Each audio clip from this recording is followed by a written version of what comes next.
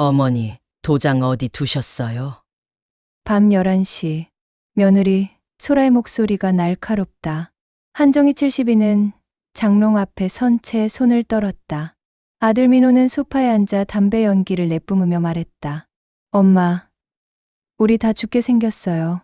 이번 달만 넘기면 되니까. 정희의 손에는 붉은 도장 케이스가 들려 있었다. 남편이 세상 떠나기 전 마지막으로 쥐어준 평생 지켜온 3억 원 통장의 열쇠. 소라가 다가와 위임장을 내밀었다. 요양원도 알아봤어요. 어머니도 이제 편해지셔야죠. 편해진다는 말, 그게 정희의 가슴에 비수처럼 꽂혔다. 서명하려던 순간 소라의 휴대폰 화면이 켜졌다. 카톡 알림 몇 개가 떴다 사라졌다. 사채이자 디데이 3일 담보 준비 치매 판정받아야. 정희는 숨이 멎었다. 손이 얼어붙었다. 도장이 바닥에 떨어졌다. 어머니, 왜 그러세요? 소라가 몸을 굽혔다. 정희는 도장을 먼저 집어들고 장롱 깊숙이 밀어 넣었다. 오늘은 안 돼. 머리가 아파서. 민호가 벌떡 일어났다. 엄마, 장난 아니에요, 지금. 내일 모레가 기한이라고요. 나도 장난 아니야. 나가. 정희는 처음으로 아들의 눈을 똑바로 마주 봤다. 그 눈엔 사랑도 미안함도 없었다. 오직 절박함만이 번들거렸다. 두 사람이 나간 뒤 정희는 떨리는 손으로 은행 앱을 켰다. 부동산 담보 조회. 화면에 떴다. 3달 전 민호 명의로 집 근저당 가계약 시도 내역. 정희 도장 위조 의심 사항. 새벽 2시 초인종이 울렸다. 1번, 2번, 10번. 낮고 거친 남자 목소리가 문틈으로 스며들었다. 김민호 씨 댁 맞죠? 약속 어긴 이자 받으러 왔는데요. 정희는 거실 구석 어둠 속에 쪼그려 앉았다. 심장이 귓가를 두드렸다. 남편의 공구상자를 끌어안았다. 차갑고 무거웠다. 초인종이 멈췄다. 발소리가 멀어졌다. 하지만 정희는 알았다. 이건 시작이라는 걸. 불효가 아니라 범죄의 냄새라는 걸. 여명이 밝아올 때까지 그녀는 장롱 앞을 떠나지 않았다. 도장을 품에 안고 남편의 목소리를 떠올렸다. 여보, 이 도장은 당신 목숨이야. 함부로 내주면 안 돼. 정희는 눈을 감았다. 그리고 결심했다. 살아남기로. 새벽 6시. 정희는 구청 앞에서 문 열기를 기다렸다. 손에는 메모지 한 장, 사전연 명의료의 향서, 재산처분 위임 철회 공증, 경제학대 상담. 밤새 인터넷을 뒤져 적은 단어들이었다. 어르신. 이렇게 일찍 오셨어요? 노인지원센터 김주임이 문을 열었다. 정희는 떨리는 목소리로 말했다. 제 아들이요. 제 집을 담보로 사채를 쓰려고 해요. 그날 하루 정희는 3곳을 돌았다. 구청 법률상담실, 공증사무소, 경찰서 민원실. 무료 변호사는 녹음기를 탁자에 올려놓으며 말했다. 위임장은 절대 주지 마세요. 통장 거래 내역, 문자 캡처, 초인종 녹음. 전부 증거가 됩니다. 정희는 휴대폰을 꺼냈다. 어젯밤 초인종 소리. 재생 버튼을 눌렀다. 김민호 씨 댁 맞죠? 약속 어긴 이자. 변호사의 표정이 굳었다. 이건 협박죄 구성 가능합니다. 바로 신고하세요. 그날 오후 정희는 철물점으로 갔다. 중문 잠금 장치 2개, 현관 CCTV 1대. 설치 기사는 물었다. 혹시 무슨 일 있으세요? 정희는 대답하지 않았다. 그저 남편의 공구함에서 드라이버를 꺼내 함께 나사를 조였다. 일주일 뒤 민호가 다시 왔다. 이번엔 서류 뭉치를 들고 엄마, 재건축 대박 난대요. 서류만 처리하면 우리 다 살아요. 소라도 따라 들어왔다. 요양원 계약서예요. 여기 사인만 하시면. 정희는 식탁 서랍을 열었다. 투명 파일 한 장을 꺼내 탁 놓았다. 화면 캡처 10장. 소라의 카톡 내역.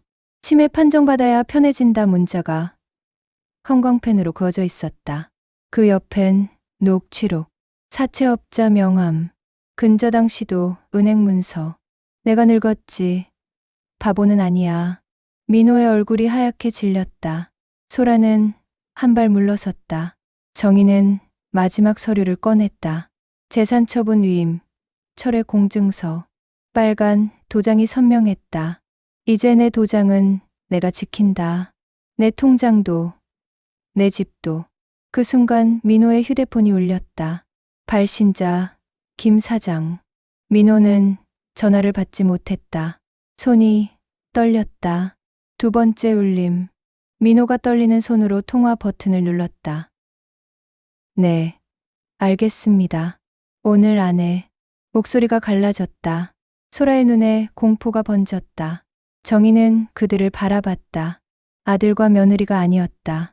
두 명의 낯선 공범이었다. 나가. 다음엔 경찰 부른다. 문이 닫혔다. 정희는 주문 잠금 장치를 잠그고 CCTV 녹화 램프가 깜박이는 걸 확인했다. 그리고 남편의 사진 앞에 앉았다. 여보, 나 이제 도망 안 쳐. 싸운다.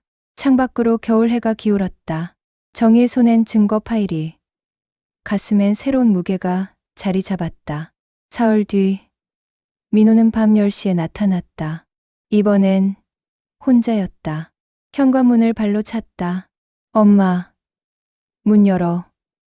내 인감 내놓으라고. 정희는 중문 너머에서 CCTV 화면을 켰다. 민호의 얼굴이 일그러져 있었다. 눈은 충혈됐고 입술은 부르텄다. 맞은 흔적이었다. 엄마, 제발. 이번 주 안에 3천만 원만. 내 인감은 내가 가져갔잖니. 내 건 못 줘. 엄마. 민호가 문을 흔들었다. 쿵쾅거리는 소리. 정희는 112를 눌렀다. 손은 떨리지 않았다. 이틀 뒤 초인종이 5번 울렸다. 이번엔 소라였다. 그리고 낯선 중년 부부. 소라의 친정 부모였다. 어머님, 가족회의 좀 하시죠. 정희는 문을 열지 않았다. 인터폰 너머로 말했다. 가족회의는 가족끼리 합니다.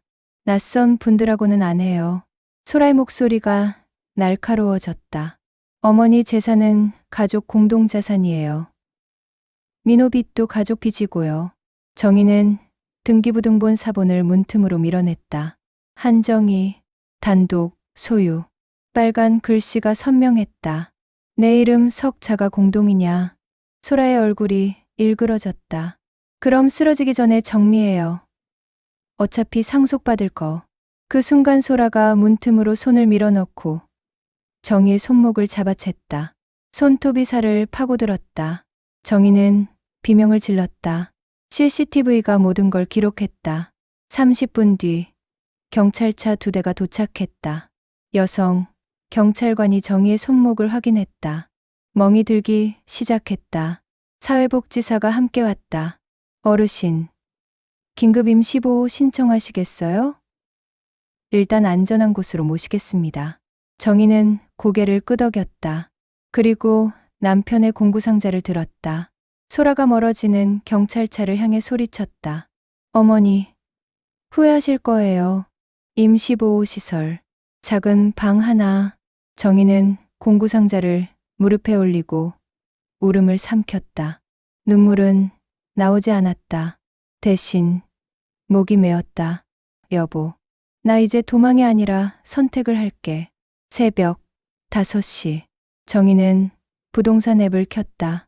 바닷가, 작은 도시, 오피스텔 월세, 보증금 1,000만 원, 월 40만 원.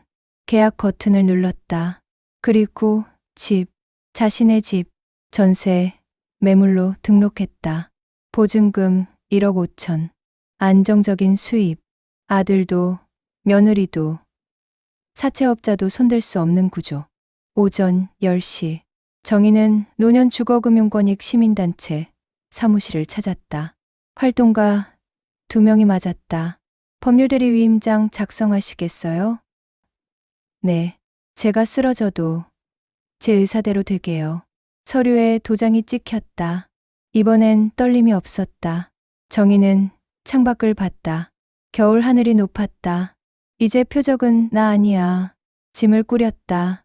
공구상자, 통장, 옷 몇 벌. 그게 전부였다. 정희는 문을 나섰다. 임시보호시설 복도를 걸으며 처음으로 어깨가 펴지는 걸 느꼈다. 도망이 아니었다. 출발이었다. 바닷가, 작은 도시, 오피스텔 3층. 정희는 창문을 열었다. 파도 소리가 들렸다. 짠 바람이 얼굴을 스쳤다. 남편의 공구상자를 베란다 선반에 올려놓았다. 여보, 우리 여기서 다시 시작해. 첫 주는 적응이었다. 구청 게시판에서 시니어 바리스타 무료 교육 공고를 봤다. 정희는 신청서를 냈다. 일주일 뒤 20명의 어르신과 함께 에스프레소 머신 앞에 섰다. 추출 시간 25초, 온도 92도. 해봅시다. 강사의 목소리가 경쾌했다. 정희의 손이 떨렸다. 첫 잔은 실패했다. 두 번째도, 세 번째에서 크레마가 올라왔다. 옆자리 할머니가 박수쳤다. 이제 우리도 프로야. 한 달 뒤, 정희는 수료증을 받았다. 그리고 동네 복지관 게시판에서 또 다른 공고를 봤다. 낮은 문턱, 봉사팀, 모집, 어르신 가정 안전 시공. 면접날, 팀장 박 선생이 물었다. 어르신, 공구 다룰 줄 아세요? 정희는 가방에서 남편의 드라이버를 꺼냈다. 녹슨 손잡이, 다른 끝. 남편이 30년 쓴 거예요. 저도 할 줄 압니다. 그날부터 정희는 매주 새 집을 돌았다. 욕실, 손잡이 설치, 문턱, 경사로 시공, 미끄럼, 방지 스티커 부착. 팀원들은 구호처럼 말을 반복했다. 문턱은 낮을수록 사람이 산다. 정희도 따라 말했다. 처음엔 어색했다. 10번째부터는 자연스러웠다. 20번째부터는 믿게 됐다. 어느 날 팀장이 제안했다. 정희 씨 이야기 SNS에 올려도 될까요? 노년 금융학대 극복기로요. 정희는 망설였다. 그리고 고개를 끄덕였다. 영상이 올라갔다. 정희가 직접 만든 체크리스트였다. 위임장, 요구 통장 압수 시도, 치매 우는 요양원, 협박. 조회수가 올랐다. 100, 1000, 만. 댓글이 달렸다. 우리 엄마도 똑같아요. 저희 할머니 지금 이 상황이에요. 어떻게 빠져나오셨어요? 정희는 하나하나 답글을 달았다. 밤 12시까지 손가락이 아팠지만 멈추지 않았다. 한 달 뒤 지방 라디오에서 전화가 왔다. 출연해 주시겠어요? 어르신이 들려주는 생존 이야기요. 방송 당일 정희는 떨렸다. 하지만 마이크 앞에 앉자 목소리가 나왔다. 도장과 통장은 사랑의 증거가 아니라 경계의 선입니다. 그 문장이 기사 제목이 됐다. SNS에 퍼졌다. 구청에서 연락이 왔다. 시니어 금융안심 교실 강사해 주실 수 있으세요? 첫 강의날 50명의 어르신이 모였다. 정희는 칠판에 적었다. 내 돈, 내 안전, 내 도장, 내 결정. 누군가 손을 들었다. 근데 자식이 정말 어려우면요? 정희는 잠시 침묵했다. 민호의 얼굴이 떠올랐다. 그리고 답했다. 도와줄 순 있어요. 하지만 무너질 순 없어요. 우리가 무너지면 그 빚은 끝이 없어요. 강의실이 조용해졌다. 누군가 코를 훌쩍였다. 퇴근길. 정희는 카페 앞에 섰다. 아르바이트 모집 공고. 망설이다가 문을 열었다. 시니어 바리스타 자격증 있는데요. 일할 수 있을까요? 사장은 웃으며 앞치마를 건넸다. 내일부터 나오세요. 그날 밤 정희는 남편의 공구 하나를 카페 카운터 밑에 놓았다. 휘어진 렌치, 손때 묻은 금속. 이제 이 도구는 무너지지 않게 고치는 데 쓰여. 창밖으로 파도가 부서졌다. 정희는 내일의 할 일을 메모했다. 오전 카페, 오후 봉사, 저녁 강의 준비. 72세의 하루는 빽빽하게 채워졌다. 봄이 왔다. 정희가 바닷가, 도시로 온 지 6달째였다. 카페 문을 열고 첫 손님을 맞고 오후엔 봉사를 나가는 일상이 반복됐다. 어느 날 낯선 번호로 전화가 왔다. 엄마, 민호였다. 목소리가 갈라져 있었다. 정희는 아무 말 하지 않았다. 엄마, 나 회사 망했어. 소라는 이혼 얘기하고 나 지금 끊을까 생각했다. 하지만 손이 움직이지 않았다. 어디 있니? 서울, 고시원. 일주일 뒤 비가 왔다. 빗소리가 카페 유리창을 두드렸다. 문이 열렸다. 민호가 서 있었다. 야위었고 눈가에 다크서클이 깊었다. 정희는 아메리카노 한 잔을 내밀었다. 앉자. 민호는 카운터 구석 자리에 앉았다. 두 사람 사이로 침묵이 흘렀다. 빗소리만 가득했다. 엄마, 미안해. 정희는 대답하지 않았다.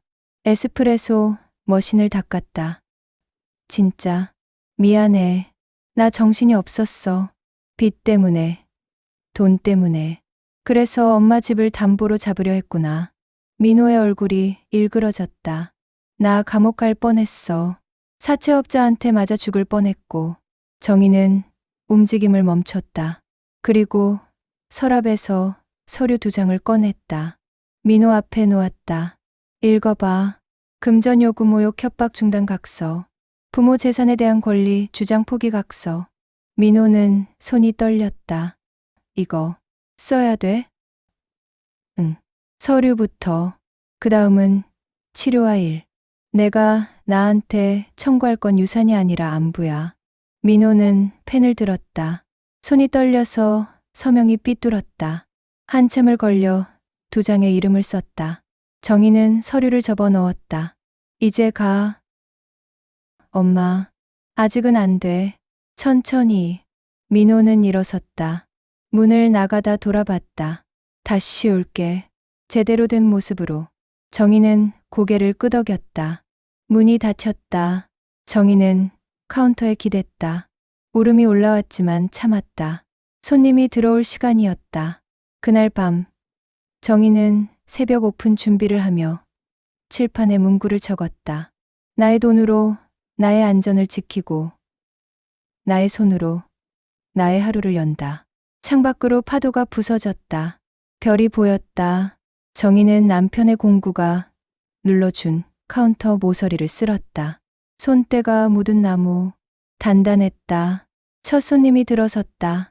새벽 산책 나온 듯한 노부부였다. 따뜻한 아메리카노 2잔이요. 정희는 미소 지으며 버튼을 눌렀다. 머신 소리. 뜨거운 물. 커피 향.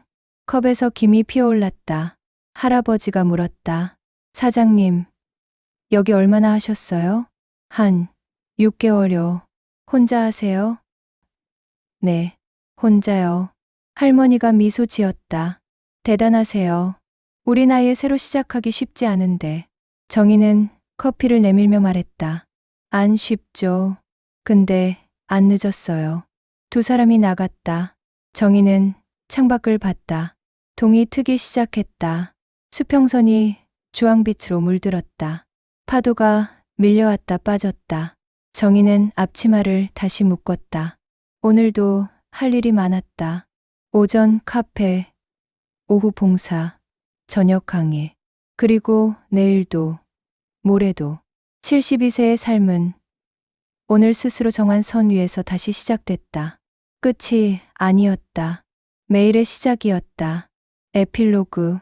1년 뒤 정의 강의를 들은 어르신 중 12명이 낮은 문턱 봉사팀에 합류했다. 민호는 3달에 한 번 바닷가를 찾아와 커피 한 잔을 마시고 돌아간다. 말은 많지 않다. 하지만 작년보다 눈빛이 맑아졌다. 정희는 오늘도 새벽 5시에 카페 문을 연다. 남편의 공구 상자는 여전히 카운터 아래 있다. 가끔 손님이 묻는다. 저게 뭐예요? 정희는 대답한다. 제 무기요. 무너지지 않게 지키는. 파도가 밀려온다. 정희는 오늘도 버튼을 누른다. 김이 오르고 하루가 시작된다.